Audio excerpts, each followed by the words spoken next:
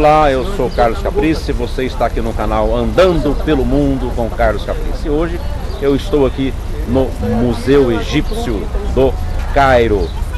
Vou fazer um tour aqui pelo museu. Aliás, quem vai me levar para fazer o tour pelo museu é o egiptólogo e meu amigo Mustafa. Então ele vai nos levar para conhecer o museu e para que você tenha aí também a oportunidade de ter um pouco mais de informações sobre o museu e as peças aqui desse museu, né, Mustafa? Você vai me levar? Com muito prazer. Então vamos embora.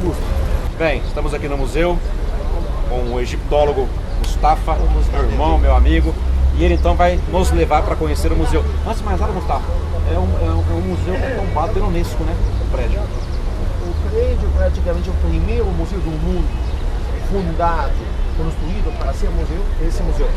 Significa todos os museus anteriores, Grand Palácios, Louvre de Paris, Museum de Londres, Turim da Itália, não foram feitos para ser museus. Esse foi feito exclusivamente para ser museu, para abrigar as peças do Egito Faraônico. Exatamente. Foi fundado por um francês, sua estátua está lá no fundão aí. Aliás, ele está sepultado justamente, exatamente, aquele granito cinza, aquele bloco que parece, esse seria o sarcófago, se podemos chamar de sarcófago, onde ele está sepultado.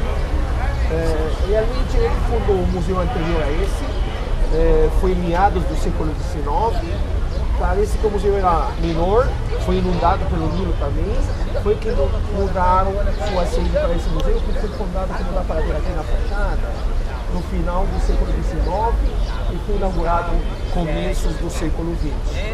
E agora está para inaugurar um novo. Exatamente. Acho que ano que vem, 2020. Agora, eu não sei o que eu vou fazer depois desse museu, porque os últimos 30 anos... Passou aqui dentro. Exatamente. Então vamos entrar, então vamos conhecer. Muito prazer. Bem, Mustafa, a primeira coisa que a gente repara quando entra no museu, na entrada do museu, é esse quadro aqui, que é a Pedra Roseta, né? É uma réplica da Roseta, porque a Roseta fica no Museu Britânico. Este museu, em Londres. Essa é uma réplica? Sim, uma reprodução, uma réplica. A original fica em Londres. A partir dessa pedra, um francês famosíssimo, aqui está o rosto dele, que é o famoso erudito francês, François Champollion. Ele veio depois da expedição napoleônica. Ele veio ao Egito cerca de 1820, mais ou menos. Quando foi achada essa pedra, eles perceberam que ela está escrita em duas línguas, a egípcia e a grega. Essa egípcia já tinha três caligrafias, se fosse chamar, três escritas. Tinha o hieroglifo egípcio, que é a língua sagrada, e que escrevia sobre elementos, livro dos mortos e tudo mais. Tinha hierático, que era a língua sacerdotal. Tinha demótico, que era tipo taquigrafia, mas esse é demótico, não tinha hierático. Ele tinha demótico, e tinha hieroglifo, e tinha o grego antigo. Então ele percebeu que deve ser o mesmo conteúdo, o mesmo texto escrito em várias línguas. Aí foi fácil então decifrar o Egito. Exatamente. A partir daí ele utilizou essa pedra como fosse um ponto de partida para decifrar a escrita egípcia. Quer dizer que até achar essa pedra o Egito era mudo? Praticamente sim, a gente não sabia que estava escrito nos monumentos, não sabia o que estava escrito. A partir daqui, esse podemos chamar como se fosse a chave mestre. E a partir daí eles conseguiram entrar a esse mundo fantasioso de tumbas, sábios. Conseguiu ler o Egito. Exatamente. Então, a gente vê aqui no museu que são várias estátuas, né? Estátuas enormes. E tem até aquela no fundo que é de Colosso, que é Aminópolis. Depois vamos lá também. Sim. Olha o colosso que é essa estátua. A posição da estátua diz muito, né, Mustafa? A pose é a pose mais frequentemente repetitiva. Essa estátua está com o pé esquerdo na frente, mesmo que essa, que é terceira, quarta, uma das poses mais repetitivas. O faraó vivo, ele botava o pé esquerdo na frente, às vezes dá para ver calçando sandálias, às vezes ia descalço. Eles vestiam normalmente de uma saia curta, normalmente plissada, seguravam a saia consigo, normalmente escreviam o nome do faraó, exatamente nas figueiras do ciclo, mesmo escreviam também no punhal, ele empurra no cajado, na coceira, no soldo. O famoso cartucho. Exatamente o cartucho dele, no pectoral, no peito. Ele está com uma série de insígnias de realeza. Significa que ele assumia uma série de insígnias de realeza. Entre elas, a capa de justiça, ele vai para ver que ele é justiça. Significa que é um negócio que segura a barca. Ele tinha na cabeça um lenço-olhal, protegido com uma naja protetora. Acima do lenço-olhal, que a gente chama Nemes, ele botou a coroa dupla do arco baixo egípcio. Uma curiosidade também,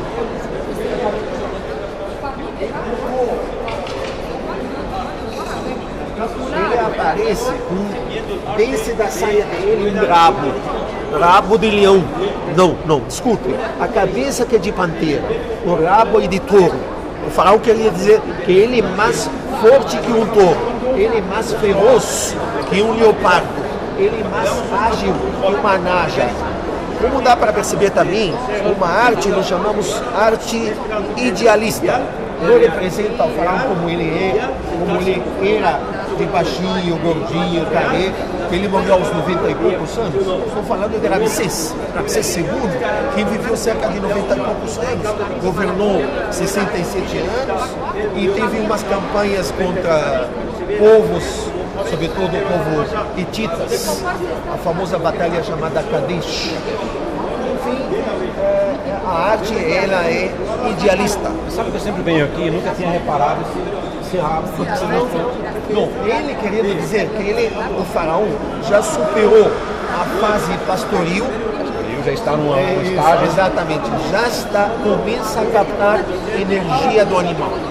Ferocidade, força, agilidade. São peças monolíticas. Gustavo, estamos vendo aqui uma alameda de estátuas, pirâmides. É verdade. O que é aqui? Olha o fundo. São estátuas, são colossos. Sobretudo, o faraó está sentado no trono, porque quando morria um faraó, antes que nascesse o sol do dia novo, deveria ter outro faraó sentado no trono, do jeito que ele está sentado. Porque, em teoria, se o faraó sentado no trono, o sol do dia novo não nasce. O Nilo não desborda mais, não enche mais. Ele tem que estar sempre no trono. Exatamente. Se ele no trono, reina o caos, se altera a ordem cósmica. Aquele casal, quem que é? Esse é um faraó dos mais célebres da história. Chamamos Amenhotep III, Amenofis III. A famosa esposa, uma rainha famosíssima com o nome de Rainha Ti. Estou falando de 18ª dinastia faraônica. Isso seria século XV a.C. Me parece que eu lembro que do lado da estátua tem uma pedra, a Estela de Merenptah, que fala, onde se lê pela primeira vez o nome Israel. Exatamente. Para quem fala que o êxodo não aconteceu, tem uma prova aqui nesse museu que sim, esse povo existiu e saiu aqui do Egito para a peregrinação. Vamos dar uma olhadinha nessa pedra lá? Sim. Vamos conhecer ela? Vamos conosco. Com muito prazer. Estamos aqui numa ala do museu que tem uma peça importantíssima. Eu queria que o Mustafa falava sobre. Fale para nós. O que significa essa pedra aqui? Esse tipo de pedra, esse formato oval, chamamos estela. Essas estrelas, normalmente... Vou chegar mais perto aqui. Normalmente, comemora uma vitória de algum faraó. E essa vitória relatada, essa tipo epopeia relatada nessa estela, foi atribuída a Merenptah, um filho de Ramsés II, famoso Ramsés Grande, sucessor dele, o filho dele, chamado Merenptah. E nesta estela, na 28ª linha, para baixar que você mostra, aparece pela primeira vez o nome Heberu, nome Israel. E de que ano que é essa estamos falando de Simanona, praticamente 20ª dinastia. Isso seria século XIII antes de Cristo. 1300. Exatamente, em 1280 por aí. aconteceu isso. Ele fala de uma quantidade de povos acabaram derrotados por ele. Ele menciona o nome, ele disse que os príncipes estão prostrados perante dele, falando paz, entre os 9 arcos, referindo-se aos 9 vizinhos que ficavam em volta. Que nenhum deles levantou sua cabeça, consegue levantar mais sua cabeça. Terrenu, nome de um povo, está devastado. Hati, nome de outro povo, está em paz. Canaã está despojado de sua maleficência. Ascalon, outro nome dos nomes, Ascalon, em Gaza, está deportado. Nós apoderamos, ele disse, nós apoderamos de José. Yanomam, o nome de outro, está como se não houvesse existido jamais. Israel, o nome Israel está aniquilado. Sua semente nunca mais vai sair. Arum, o nome de outro, ficou viúva perante do Egito. Aí aparecem os nomes onde ele passa, derrotando, e pela primeira vez aparece o nome Israel. Já em 1300 a.C. já apareceu o nome Israel. É uma peça super importante que mostra o nome de Israel já 1300 anos antes de Cristo. Não era muito comum que o faraó falasse de suas derrotas. Por isso ele não menciona Moisés, não menciona o povo. Porque teria como uma derrota a saída do povo. Mas ele fala que ele vai atrás, né? Exatamente, de suas vitórias. Então aqui mencionou. De vitórias. Exato. Muito bem. Mas parei aqui agora com você, porque eu achei interessante esse baixo relevo, né? Baixo relevo, exatamente. E tem cores, essas cores são originais ainda. São originais. Então o faraó segurando... Está segurando uma multidão de inimigos. O interessante é a distinção entre os inimigos. Significa que alguns estão com pele escura, lábios grossos, cabelos caracolados, outros com barbas pontiagudas, outros com os olhos mais puxados. Parece chinês. Exatamente, é uma raça amarela mesmo. E ele tinha uma altura maior, aquele que a gente chama hierarquia artística. Como o faraó ele é mais importante, ele aparece de maior escala, enquanto as pessoas mais humildes representam de menor escala. A ideia é a absoluta soberania, superioridade dele acima de todas as raças. Como o faraó se achava um deus, então ele está acima de todos.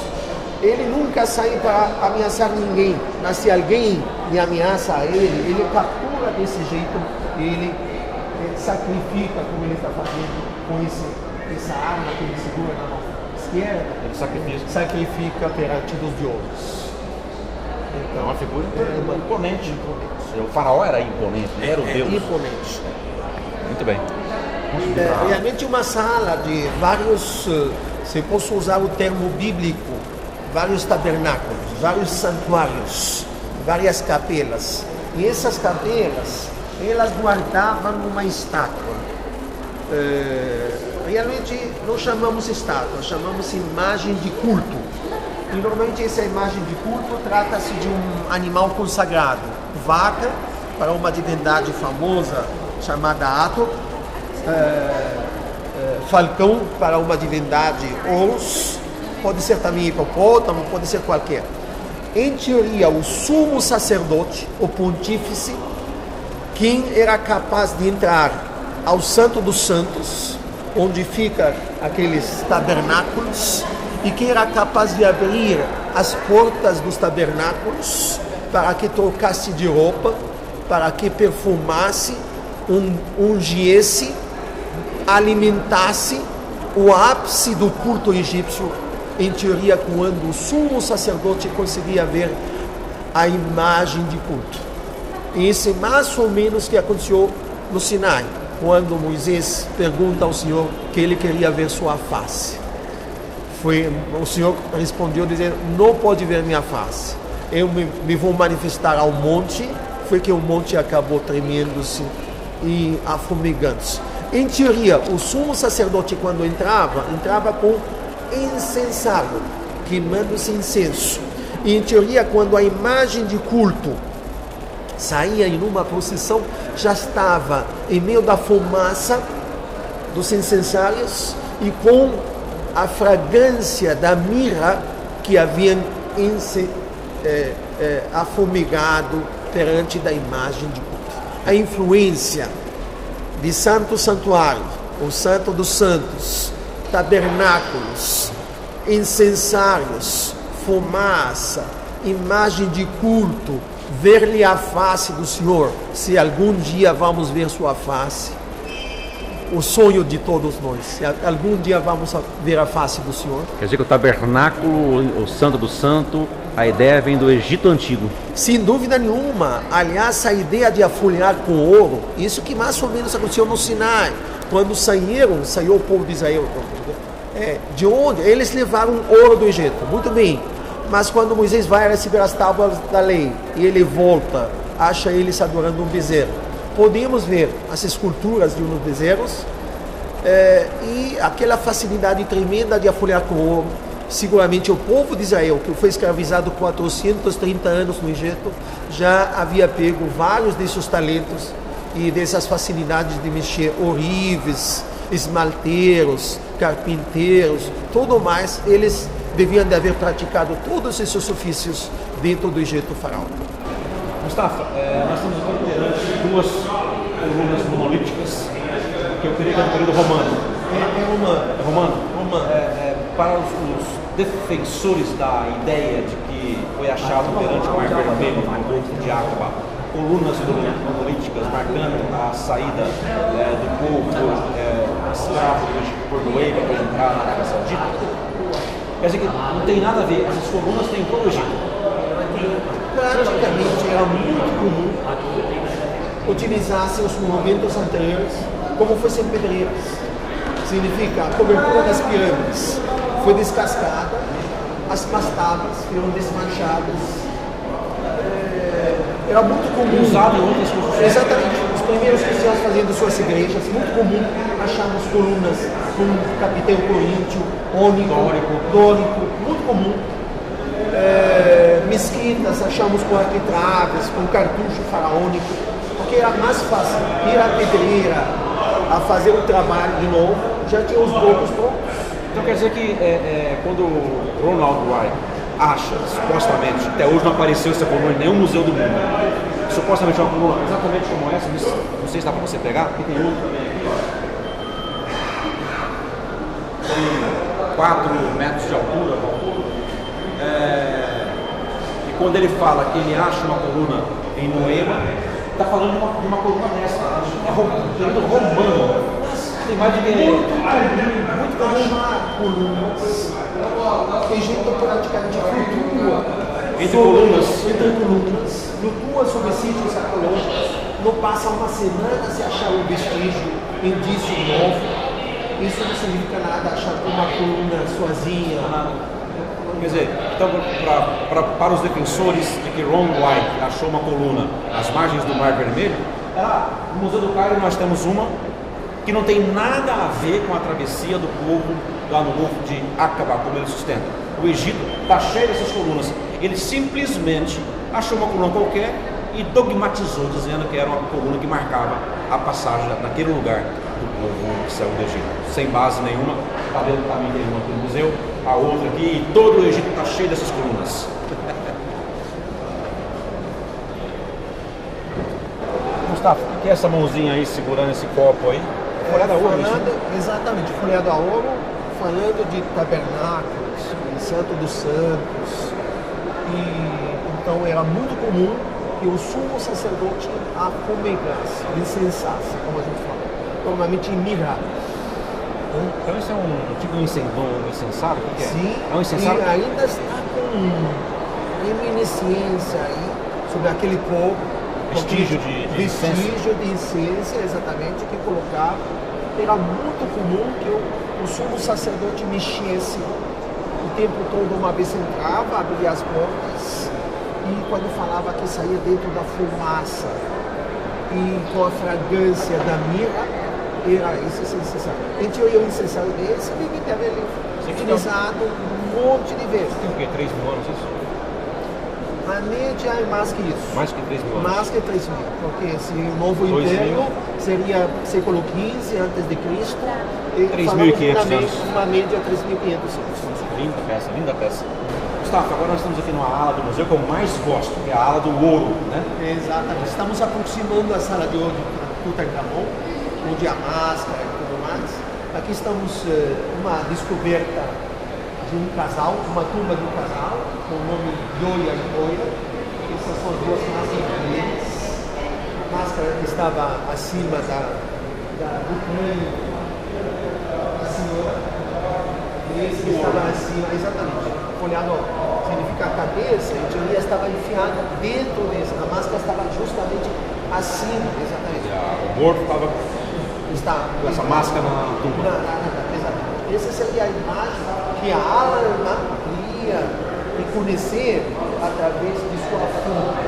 A máscara servia como fosse fonte do passaporte, que a alma ia voltar para o mesmo cadáver. Isso que explica porque em Matsarnava mumificar para que o corpo, né, esteja em umas condições que quando a alma voltasse, pudesse voltar o corpo inteiro. O corpo inteiro. Estou vendo a biga ali.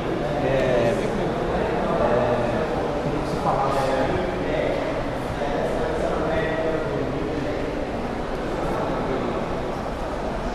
É realmente uma biga. Essa biga tem no mínimo 3.500 anos. Exatamente. Esse casal data 1400 antes de Cristo. Estamos falando de 3.400 anos. É para dois animais ou um só? Sim, um cavalo de cada lado. Um cavalo aqui, outro cavalo ali. Então quando fala que o povo que saiu do Egito com 600 carros de guerra do faraó foi atrás do povo, para trazê-los de volta, estamos falando em 1.200 cavalos. Sim, exatamente. 1.200 cavalos. Duplo. E você acha que é possível uma roda de madeira dessa Jamais. permanecer 3.500 anos sem derreter? De jeito nenhum. Eu sempre ouvi falar que se achavam rodas, mas eu que ouvi uma roda de uma carruagem, de uma biga, no fundo do mar. Você que visitamos Alexandria tantas vezes, as estátuas de pedra, de granito, o mar acabou mutilando exatamente granito, as pedras mais duras, vulcânicas, que jamais talharam os egípcios, e o mar acabou desfigurando. Imagina, madeira, desse jeito, jamais. Pois outra, uma rodinha ou outra, eram 600 carros de guerra, como que acharam uma rodinha ou outra? Animais, só de cavalos, tinha 50 mil cavaleiros e mais 1.200 cavalos, quer dizer que era uma quantidade enorme de animais. E para que continuasse a perseguição do faraó, da Terra de 12, para pegar o Mar Vermelho, atravessasse todo o Sinai para pegar outro golfo, quase 300 quilômetros, isso não aguenta. Com isso, com um cara desse, jamais será capaz de fazer uma travessia desse. Quer dizer, o faraó tinha que andar quase 300 quilômetros para ir, mais 300 para voltar, 600 quilômetros para voltar. Pelo mínimo, mas se ele pegasse os golfos, caminhasse muito rápido. Exatamente. A Bíblia, se você também interessa, ela está aberta para trás. Isso facilita, porque em teoria quem ia, o faraó ia sozinho, não acompanhado, nunca acompanhado no carro. Como ele precisava as duas mãos tensionando arco e flecha, ele estava com as duas mãos ocupadas. Mas agora, se as duas mãos ocupadas, quem dirigir os cavalos, sobretudo cavalgando, esse dá para ver umas cenas, as rédeas dos dois cavalos amarradas na cintura. Exatamente. E ele atira no flecha. Exatamente. E como o carro está aberto, dava para descer, aniquilar o inimigo e voltar a embarcar no carro. Interessante também. Lado aberto. Interessante também. Aqui você vê, olha. Um lado é aberto, o outro tem piso. Exatamente. Mas, não, todo tinha piso. Mas o interessante do piso, não era nada metálico, nada madeira. É couro. Couro. O piso era de couro. Por quê? Para dar o devido amortecimento. Quando o eixo do carro e as duas rodas ficam na parte mais atrás, dá a devida estabilidade para o carro. O carro não é uma inovação egípcia, o carro de cavalo é a Bíblia. E os cavalos foram introduzidas pelos Ixos, que a gente chama reis pastores. Os egípcios adotaram e fizeram do carro mais ágil. Aperfeiçoaram os Ixos. Exatamente. Muito bem. São sarcófagos com suas múmias correspondentes. A múmia do marido e aqui a múmia da senhora. Ioia e Toia, 1400 a.C. A máscara estava acima do crânio de cada múmia estava enfiada dentro de uma armadura de ouro, desse jeito, dentro do sarcófago dourado, e depois vinha cada sarcófago dentro de outro maior. Segundo maior, terceiro maior, quarto maior, e depois dentro da câmara de sarcófago, que seria a câmara mortuória, ou câmara funerária, como a gente chama. Esse seria uma tumba. Ou são uma sala de animais consagrados, uma sala de divindades egípcias, que o panteão egípcio era tão vasto. O animal dos mais consagrados era o gato, por exemplo, um gato chamado Bastet. Mas havia uma série de bois, entre eles um boi chamado boi Apis. A propósito, não todo boi era Apis. Deveria de ser just one boy, um só boi, como um só fênix, um só boi. E para ser o boi Apis, deveria ter umas determinadas senhas sagradas. Deveria ter aquele que dá para ver na testa, um diamond shaped, formato de diamante na testa. Um triângulo. Triângulo, exatamente. Deveria ter um escaravelho na língua. Deveria ter um cabelo duplo no rabo. E que era capaz de identificar ou verificar as sinais sagradas do boi Apis eram os sumos sacerdotes. Então, de onde vieram o povo de Israel com a ideia de adorar um bezerro de ouro? Enquanto Moisés vai a receber as tábuas, ele volta, achou o povo adorando o bezerro. De onde eles vieram com a ideia do bezerro? O bezerro já os egípcios consagravam vários bezerros, sobretudo aquele boi que era o boi Apis.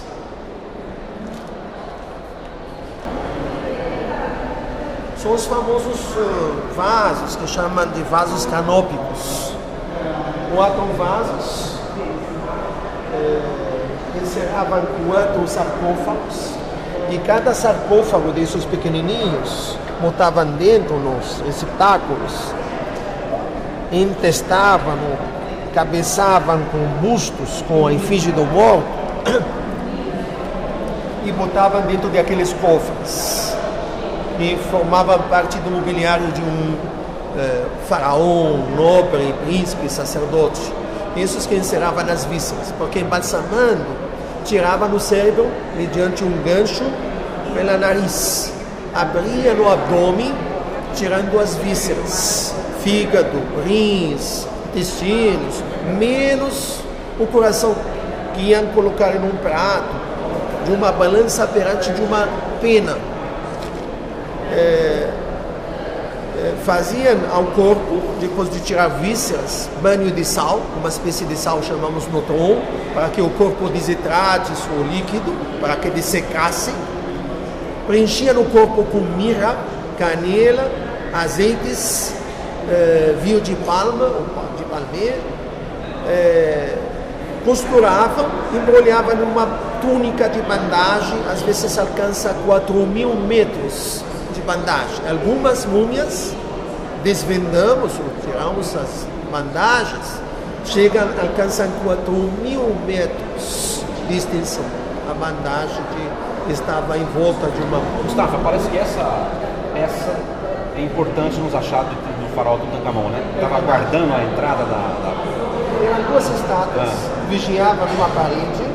Carter, o famoso escavador inglês, achou a tumba nos começos do século XX, ele achou elas vigiando a entrada da câmara de sarcófago. Duas estátuas de madeira, cedo, ébano, laqueadas dessa cor preta, folheadas a ouro, essa facilidade infinita que os egípcios se apoiavam, calçando sandálias, ouro também, está com um cajado na mão esquerda, esse que nos diz, abre o mar mediante um cajado. Deus fala para ele no Monte Sinai, tira suas sandálias porque a terra que pisa é santa. Esse formato. Exatamente, esse formato idêntico, braçaletes, pulseiras, pectoral, mensorial, uma saia com avental triangular. E essa é uma das duas estátuas que vigiavam a entrada da Câmara de Sarcófago.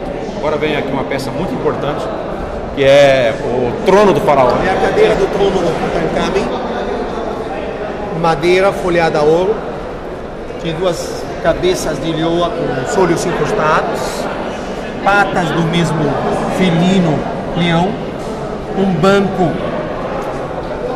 onde aparecem 6 inimigos com seus arcos. O faraó se sentava no trono pisoteando seus inimigos. Muito bonito, um assento que parecia uma xadrez de turquesas, lapislazulis, mas o mais espetacular, o encosto, onde aparece Tutankhamon sentado, sua irmã, mulher, em uma roupa prateada, transparente, com um bote de perfume na mão esquerda, dando os últimos toques de perfume ao marido sentado. Um detalhe muito curioso, o casal está compartilhando um par de sandálias. Ele está com o pezinho esquerdo, enquanto ela está com o pezinho direito.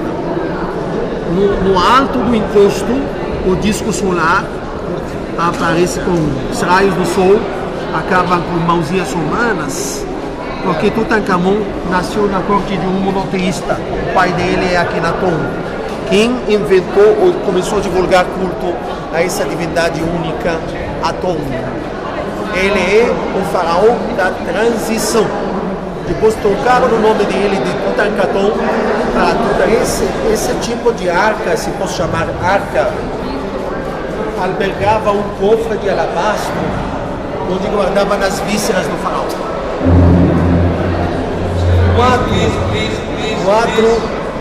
Quatro diosas protetoras com os braços abertos, vestidas de um sudário finíssimo, plissado, transparente, protegendo as vísceras de um lado. A famosa Isis, sua irmã Nephthys, Nit e Selket. E cada vira a sua cabeça para um lado. Vigia, estendendo os braços, e orbita a cabeça de um lado e para o outro. Enquanto o arca está protegido por duas fileiras de najas portando o disco solar. Mas a influência da arca, se posso chamar a arca egípcia, sobre as outras arcas é muito presente.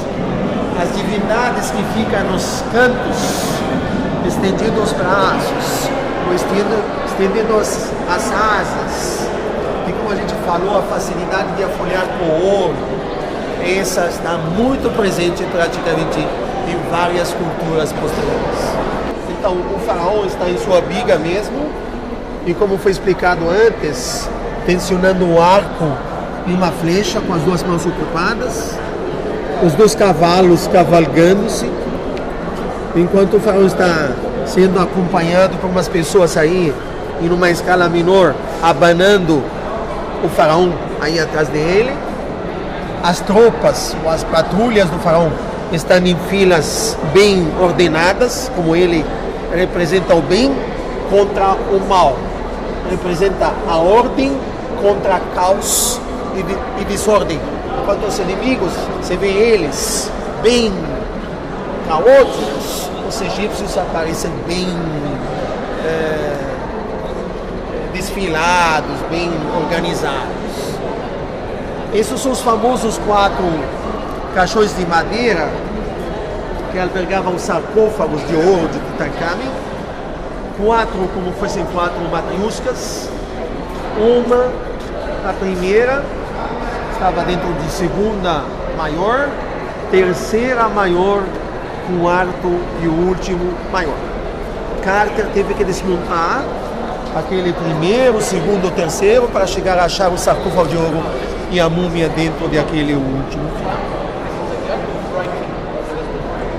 Olá, meu amigo, você está aqui no canal Andando pelo Mundo com Carlos Caprici, um canal da Caprici Turismo. Estamos aqui no aeroporto de Cumbica para mais um embarque agora para o Egito, Monte Sinai, a Israel, a Jordânia e Petra.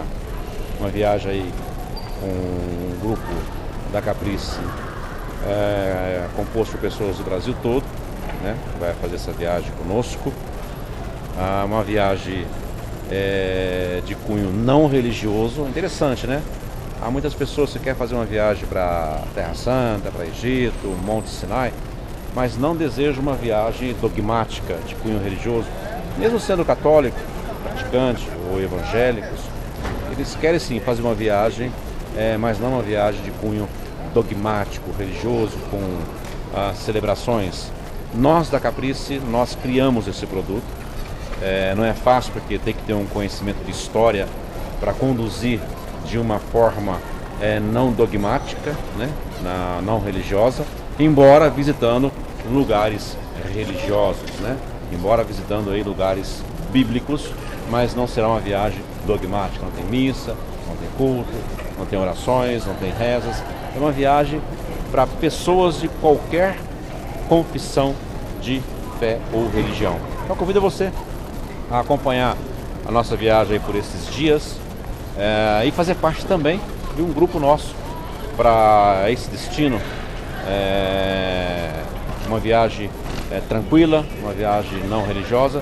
E se você quer uma viagem religiosa, nós temos também viagem com padre, viagem com pastores, né?